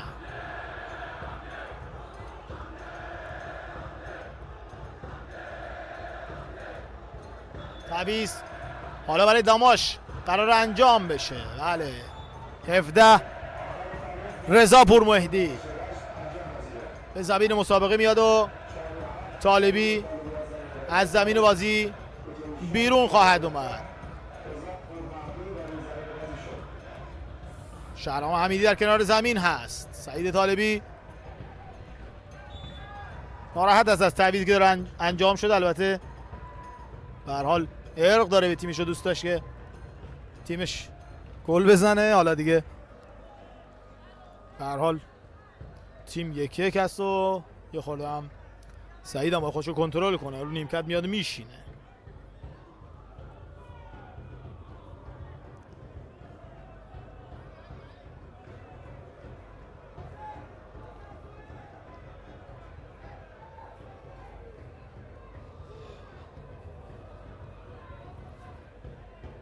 از سمت چپ بازیکن تیم داماش، ببینیم از این توپ چگونه استفاده خواهند کرد. سانتی که انجام خواهد شد و توپی که نرسید بهش علیرضا مصطفایی و توپ به بیرون رفت. یه قدم کلا کم آورد، کلا یه قدم کم آورد، وگرنه میتونست دروازه حریف رو باز کنه. ضربه کرنر رو خواهند زد بازیکن تیم داماش. ببینیم از این توپ چگونه استفاده خواهند کرد. ضربه‌ای که زده میشه داخل محوطه جریمه، برمیگردونه توپ رو مدافع تیم پارس. دوباره موقعیت هست، نباید اینقدر راحت توپ رو از دست بدن. توپی که حالا برگشت پیدا میکنه، ضد حمله برای تیم پارس جنوبی. یه لحظه به هر حال بازیکن تیم داماش دوباره توپ رو گرفتند.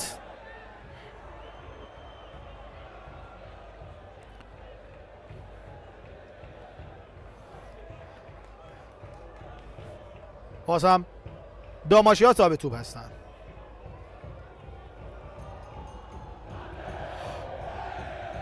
سعید دلاور، مجتبی بیژن،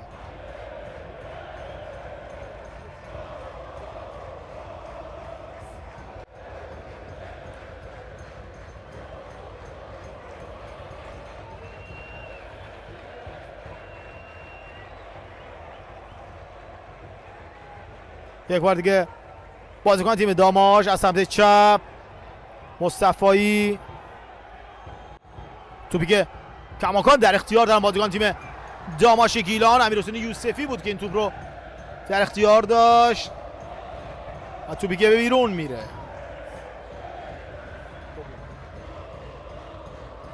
توپ رو در اختیار دارن داماشی ها. این هم هواداره خونگرم تیم داماش چقدر هم زیبا تیم خودشون رو تشویق میکنن. همه پرچم داماش رو در دست دارن. یک بار دیگه توپ در اختیار محمدپور قرار میگیره. باز هم داماشی از سمت راست،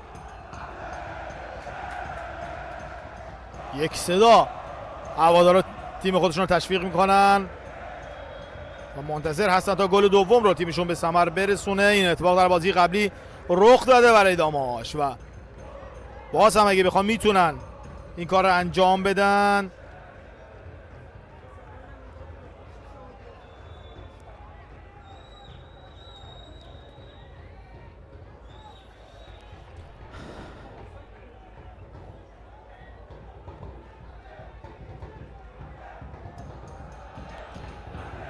دوباره بازیکن تیم پارس جنوبی از سمت راست، پشت محوطه جریمه، البته خیلی دورتر از محوطه جریمه تیم داماش. حالا اعلام خطا میشه.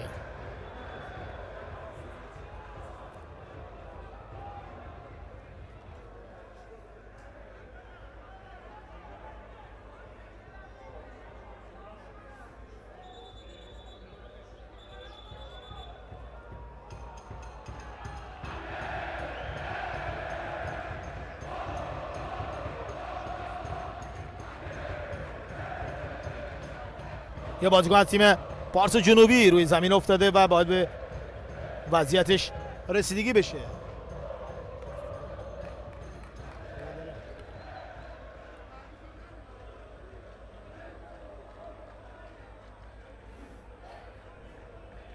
دو بار تعویض کردم و فکر کنم یه تعویض دیگه دارم بازیکن تیم پارس جنوبی جمع. حالا ببینیم که کارشون به کجا خواهد انجامید. کنار زمین میاد احمد نصیری و بازی از سر گرفته میشه. دوباره بازیکن تیم داماش، رضا پور مهدی، مجتبی بیژن، خرم حسینی، خود خرم حسینی شوتش از همونجا میزنه. خرم حسینی به کجا زد این توپ رو؟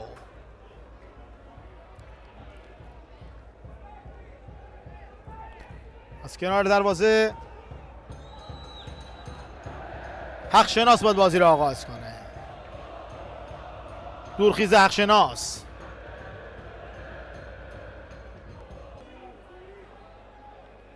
به راست میاره توپ رو. مصطفایی دوباره میذاره تا کاپیتان رستمی توپ رو در اختیار داشته باشه. به سمت چپ میبرن. حالا باز هم داماشی ها صاحب توپ هستن. یوسفی، امیرحسین یوسفی، خود یوسفی داخل محمدی جریمه میشه. یوسفی از همه عبور کرد. توپ باز هم به بیرون رفت و اعلام خطا شد. اینجا خطای پرقنبری رو گرفت داور.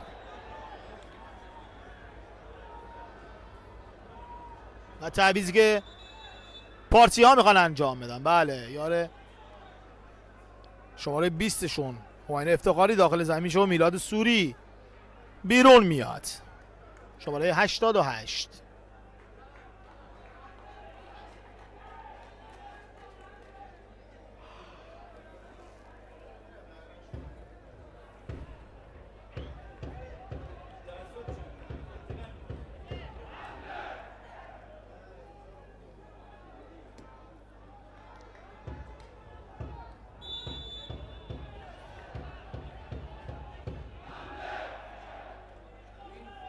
ضربه رو میزنن بازیکن تیم پارس جنوبی. توپی که میاد پشت محمدی جریمه، خطا هم نیست، یعنی داور اعتقادی به خطا نداشت. دوباره بازیکن تیم پارس جنوبی حالا اینجا خطا میگیره.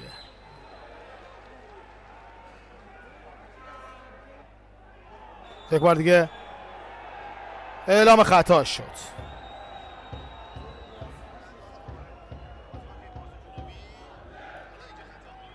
84مین دقیقه از این دیدار. 1-1 مساوی. 6 دقیقه به پایان این بازی ما زمان داریم و ببینیم که در این 6 دقیقه داماشی ها چه تاکتیکی رو در پیش خواهند گرفت. یک بار دیگه بازیکن پارس جنوبی از سمت چپ محمد حسین صادقی و توپی که در اختیار میگیره مسعود پور محمد.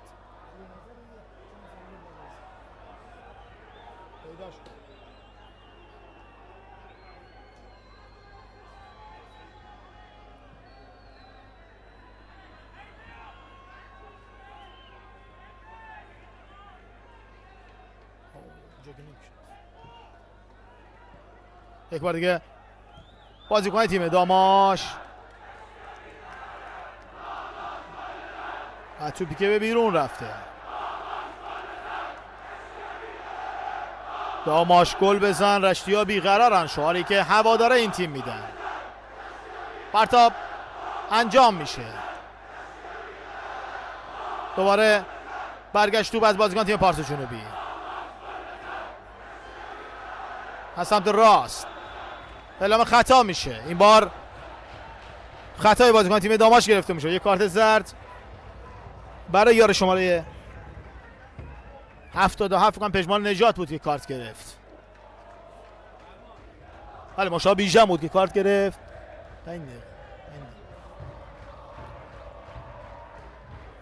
85مین دقیقه از این دیدار. فقط 5 دقیقه زمان باقی است. داور میاد کنار زمین صحبت میکنه با کادر فنی تیم داماش. یک کارت زرد رو حالا به مربی تیم داماش میده که محمد میرترابی فکر کنم بود کارت زرد گرفت. در حال مربی تیم های نساجی مازندران، رایکای بابل، سپیدرود رشت و شهرداری آستاران بوده میرترابی که کمک علی نظر محمدی شده در تیم داماش گیلان و از اون سمت هم که خود علی نظر محمدی مربی کارکشته گیلانی است که با تیم‌های رشتی خوب نتیجه گرفته و خیلی امیدوارن که با تیم داماش هم بتونه به رقابت‌های لیگ برتر بیان.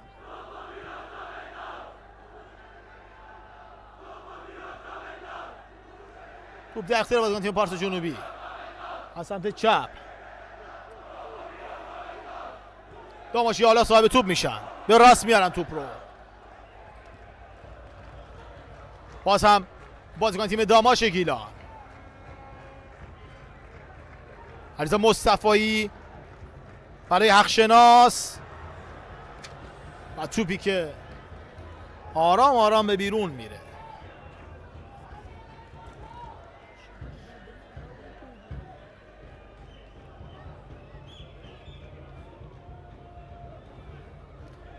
دروازه‌بان تیم پارس جنوبی بازی رو آغاز میکنه. در میانه های زمین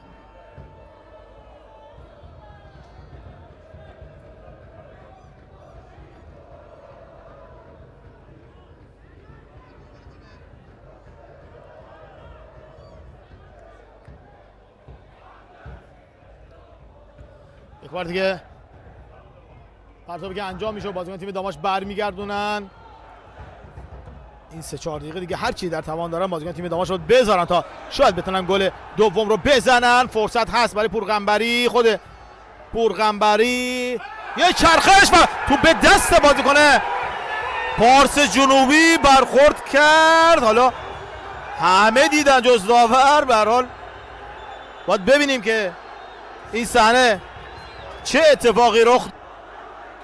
بعد میگن که توپ به صورت بازیکنشون خورده، اما امکان اینکه به صورت خورده باشه نبود. این توپ کاملا با مشایعت دست بازیکن پارس به بیرون رفت. البته کارشناسان داوری بهتر میتونن نظر بدن.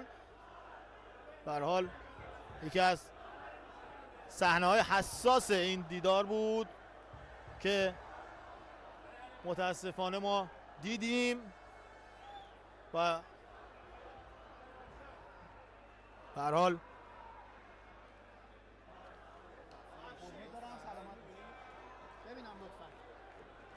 توپی که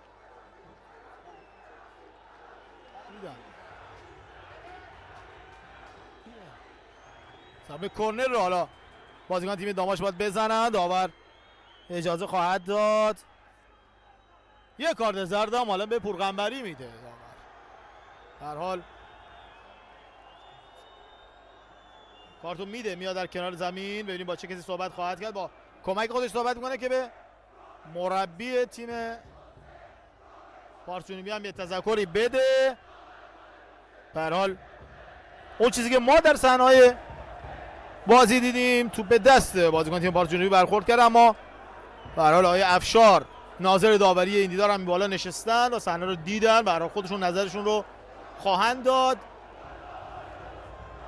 و بالاخره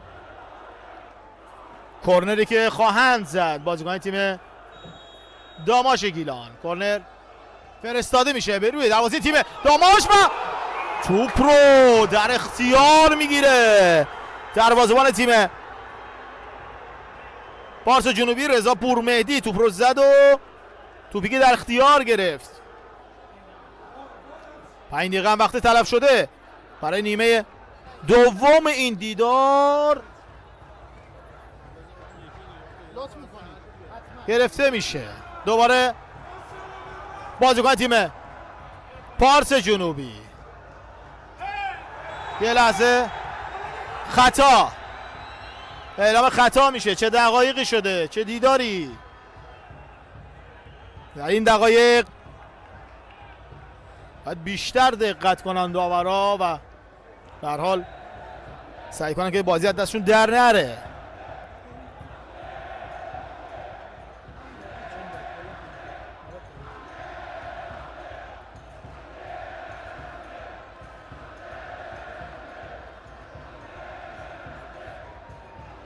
چهار دقیقه از زمان وقت تلف شده وقت باقی است برای نیمه دوم این دیدار. ضربه رو میزنه بازیکن تیم داماش گیلان. این بار چی بود؟ این بار هم خطایی اعلام نمیشه و توپی که میزنن بازیکن تیم داماش و توپ به بیرون میره. حالا بیشتر اعتراض میکنن بازیکن تیم داماش.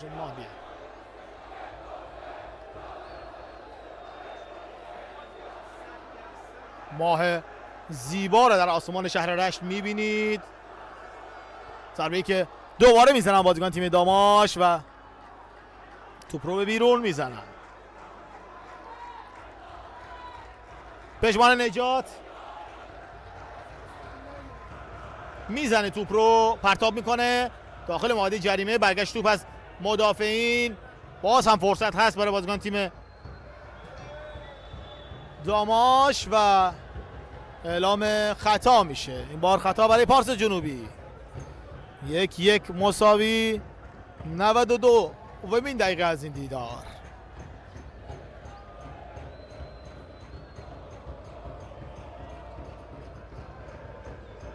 دیدید داور پرچم خودش رو بالا برده بود و حالا کمک اول این دیدار جناب علیرضا صیاد. دوباره حمله برای داماشی ها در میانه میدان. صاحب توپ هستن.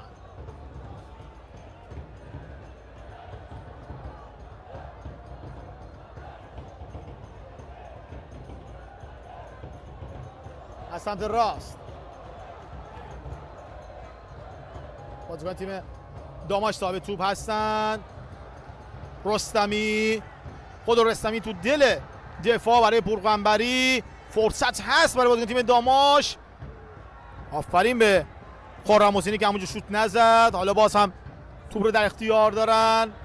یه شوت از محمد رستمی که به کار خاتمه میده.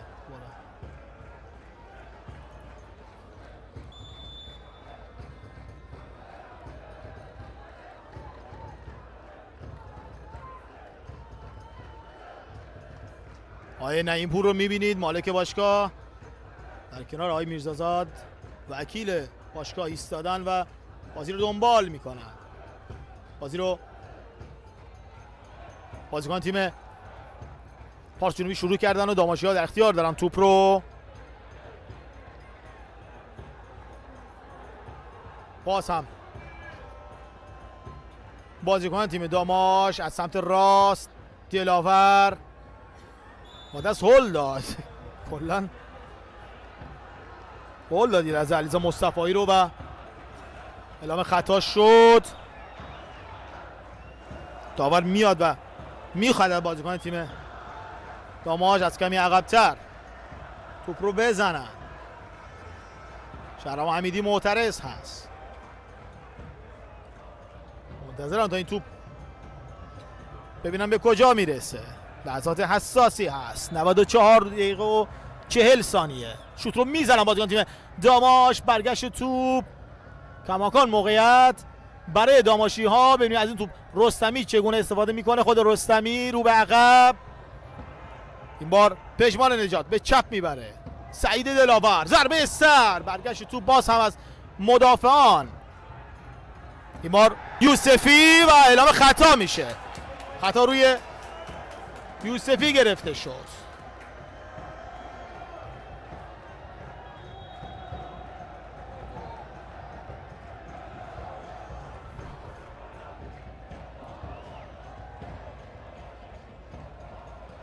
طرفدار تیم داماش گل میخواند تیمشون.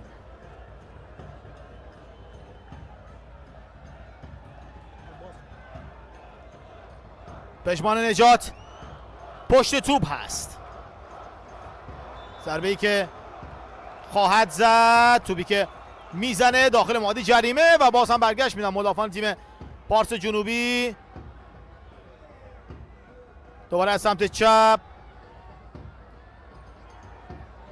پژمان نجات که توپش رو به بیرون میزنن و پرتاب برای داماش هست. لحظات پایانی این دیدار هست. ببینیم از این توپ چگونه استفاده خواهند کرد که آخرین موقعیت میشه داماش باشه که توپ به بیرون میره و اینجا سوت پایان این بازی رو به صدا در میاره امیر شریفی و بازی با تساوی 1-1 به پایان میرسه. امیدوارم که از دیدن این مسابقه لذت برده باشید. به هر حال تیم داماش در خونه نتونست امتیاز رو بگیره و با 1 امتیاز این بازی رو به اتمام رسوند. تا دیداری بعد، خدا یار و نگهدار شما. خب دیدید بازی داماش گیلان و پارس جنوبی جم رو، بازی که در هر نیمه برای هر کدوم از دو تیم 1 گل داشت و در نهایت بازی که با تساوی 1-1 به پایان رسید. تصاویر زمین بازی رو مشاهده می‌کنید. شرایط به هر حال همه جور مهیا بود برای داماش که داماش در این بازی به پیروزی برسه که اینطور نشد. یعنی بیشتر هوادارام طبق نظرسنجی که ما توی کانال تلگرامی وارش اسپورت منتشر کرده بودیم برد داماش رو پیش بینی کرده بودن، ولی متاسفانه باز هم ما نتونستیم این پیروزی رو به دست بیاریم و تنها در یکی از بازیامون تونستیم ببریم. 80% از هوادارا پیش بینی کرده بودن که ما این بازی رو میبریم، 12% گفته بودن که دو تیم مساوی میکنن و البته 8% هم پیش بینی کرده بودن که پارس جنوبی جم برنده این دیدار میشه. حالا مالک جدید که داشت میومد حرف و حدیث هایی بود که سرمربی و کادر فنی خودش رو میخواد با خودش بیاره، که البته اینجور که ما شنیدیم و دوربر تیم گفته میشد تصمیم گرفت که چند بازی به علی نظر محمدی فرصت بده و میشه گفت که یکی از فرصت‌های علی نظر محمدی الان در این بازی از دست رفت. باید ببینیم که آیا در بازی‌های بعدی هم علی نظر محمدی رو روی نیمکت خواهیم داشت یا نه، و اگر روی نیمکت بود چه نتیجه‌ای رو قراره که کسب کنه. تشکر میکنم از تمام دوستانی که از یوتیوب و اینستاگرام وارش اسپورت شاهد این بازی بودند. کامنت های اینستاگرام رو هم سعی میکنیم که باز کنیم، کامنت های یوتیوب هم که باز هستن. دوستانی که توی یوتیوب دارن همین لحظه این بازی رو میبینن، ازتون خواهش میکنم که ما رو سابسکرایب کنید، به این ویدیو لایک بزنید. سابسکرایب های شما و لایک های شما و کامنت های شما باعث میشه که الگوریتم یوتیوب ویدیوهای ما رو بالا بیاره و بیننده های بیشتری به سراغ کانال ما بیان و در نتیجه انگیزه خیلی بیشتری برای لایو رفتن و آپلود ویدیوهای بیشتر خواهیم داشت. پس ازتون خواهش میکنم که لطفاً همین الان کانال ما رو سابسکرایب کنید. متاسفانه به دلیل اینکه ایرانی‌ها مجبورن که برای دیدن یوتیوب و اینستاگرام از فیلتر شکن استفاده کنن، یک تعدادی از این سابسکرایبرها همیشه افت میکنن و کاری از دست ما بر نمیاد. یه خورده از حالا از دوستان اینستاگرامی ما خداحافظی بکنیم، ولی با دوستان یوتیوبی هستیم. اجازه بدید من اینستاگرام رو ببندم. بریم تو تنظیمات. خیلی خوب، اینستاگرام الان بسته شد، تو یوتیوب داریم ادامه میدیم با هم. عرضم به خدمت شما که یه تعداد از کامنت های شما رو بخونم. آرش خوشبخت نوشته که درسته که نبردیم ولی این تیم میمونه، این تیم جنگنده است. گیلک نوشته چرا اینقدر کامبک خورده داماش. کامبک البته والا نبود، مساوی شد دیگه. رضا نیکی گفتی که اصلا خوب بازی نکرد، بهتر کادر فنی عوض بشه، هیچ برنامه‌ای نداشتیم. بازیکن‌ها هم حالا انتقادی بهشون داشته. وحید نصرتی تشکر کرده، ممنونم وحید، لطف داری. ابوالفضل نوشته که با این جو ورزشگاه باید می‌بردیم و کامنت های دیگه هم که علیرضا شعبانی هم که گفته مخلص تمام رشته هستم، ما مخلصیم. و خوشحالیم از این که از این فاصله دور از دانمارک، حالا این اسم اتوبان رو من واقعا نمیتونم تلفظ کنم، سخته واقعا برام، هلسینگوی یا چنین چیزی، نمیدونم واقعا تلفظ درستش چیه، یا هلسینگوی احتمالاً بود. آره، از دانمارک و دوستان دیگری هم که از انگلیستان و ترکیه و سایر کشورها با ما بودن. پژمان هم که نوشته حیف شد، ولی دقیقاً حیف شد. یک بار دیگه ازتون تشکر میکنم که تو این لایو با ما بودید. اگر سابسکرایب نکردید حتما سابسکرایب کنید، ویدیوهای ما رو برای دوستاتون در شبکه‌های اجتماعی مختلف بفرستید، برامون کامنت بذارید، لایک کنید ما رو. لایک ها و کامنت های شما انگیزه‌ای برای ما. امیدواریم که در بازی‌های بعدی دماش بتونه پیروزی‌های بیشتری کسب کنه و جایگاه خودش رو در جدول بهتر کنه. در پایان جا داره که یک بار دیگه هم تسلیت بگیم در گذشت مصطفی فرزانه رو که از هواداران خوب داباشی بود که هفته گذشته از پیشمون رفت و متاسفانه فوت کرد و این اتفاق رو به خانواده‌اش هم تسلیت میگیم.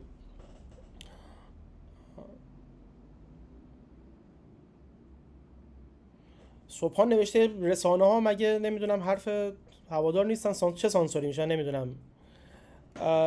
کامنتت به هر حال اینجا هست دیگه، کامنت ها موجوده. این لایو رو که قطع هم کردیم میتونی زیر در واقع ویدیو هم بیای و کامنتت رو دوباره بذاری، یعنی از این به بعد ما هیچ مشکلی نداریم، کامنت های شما حذف هم نمیشه. این بود لایو این هفته. البته بازی حالا بدی نبود، یعنی بازی هیجانی بود، حداقل از این نظر حوصله‌مون سر نرفت، ولی خب ای کاش واقعا برنده این دیدار بودیم. یک طور دیگه ازتون تشکر میکنم و تا بازی بعدی ازتون خداحافظی میکنم.